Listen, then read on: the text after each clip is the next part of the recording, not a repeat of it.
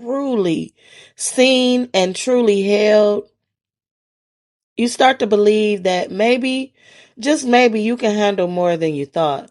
Not because someone told you that you could, but because someone showed you through their consistent, steady, unwavering presence that even if you fall, even if you fail, even if you make a spectacular mess of whatever you are attempting, you will not be alone.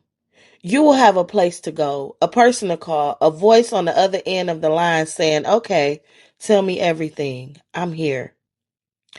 That kind of safety is transformative. That kind of safety changes the entire trajectory of a life. Telling the real from the counterfeit. Okay, I promised you the tricky part, and here it is. And I need us to have an honest conversation about this. Not one who feels like a soul healer actually is one.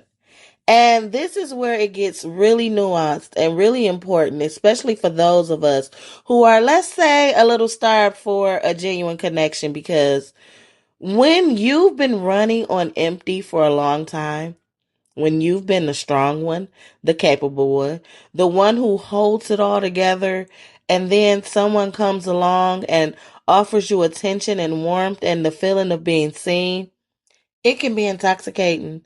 And intoxicating is not the same as healing.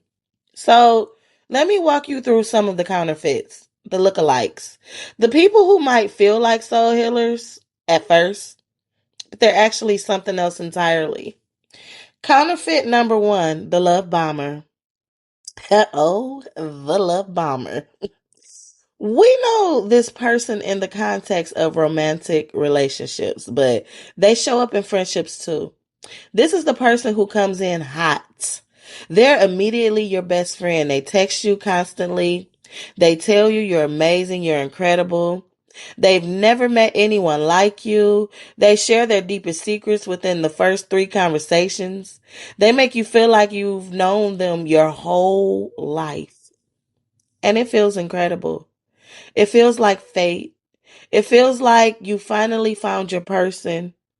But here's the red flag. The intensity is not earned. Real soul healing connection builds. It layers. It deepens over time through shared experience and tested trust. The love bomber skips all of that. They go straight to level 10 intimacy without doing any of the work of levels 1 through 9. And what often happens, not always, but often, is that the love bomber burns just as hot on the way out as they did on the way in. The intensity flips. The constant attention becomes sudden withdrawal. The deep connection becomes abrupt distance. And you're left standing there thinking, what did I do wrong? Nothing. You did nothing. You just got caught in someone else's pattern. The soul healer, they're the slow burn. They're the simmer, not the explosion.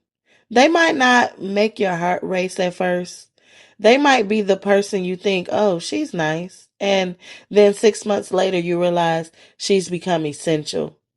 She's woven herself into the fabric of your life so gently and so naturally that you can't imagine it without her.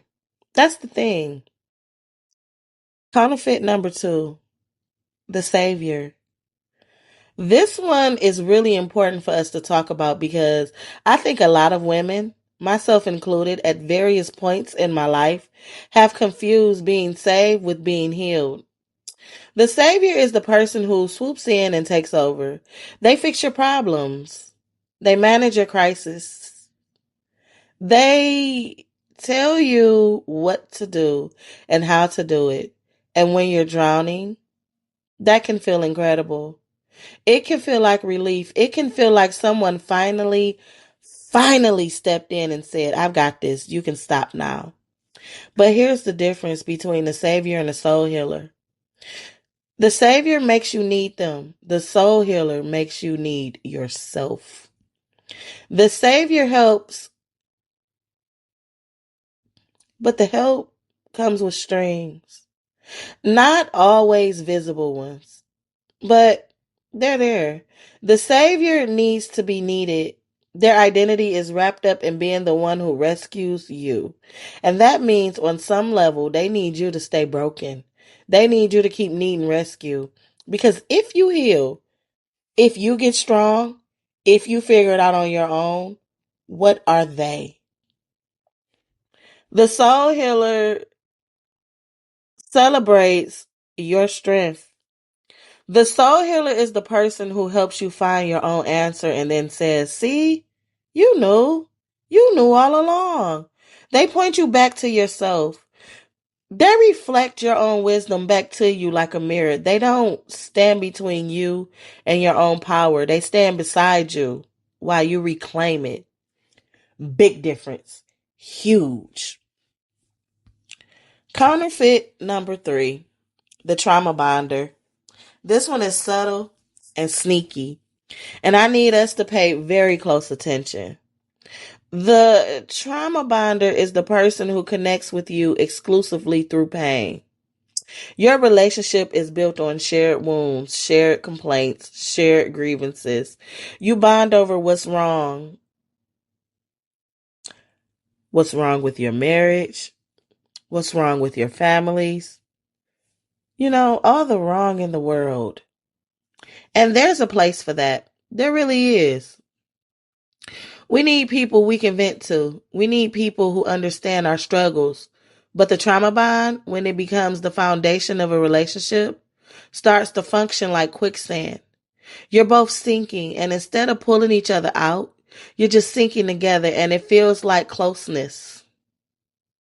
It feels like intimacy, but it's actually just shared stuckness. The soul healer can sit with you in your pain. Absolutely, yes. But they don't live there with you. They don't set up camp in your suffering. They visit it with you. They honor it.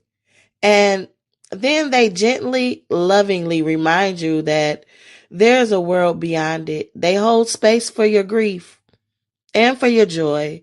They mourn with you and they laugh with you. The relationship has range. It has dimension. It's not one note played on repeat. If every conversation you have with someone leaves you feeling more entrenched in your problems rather than more open to possibilities that might be a trauma bond, wearing a soul healer costume.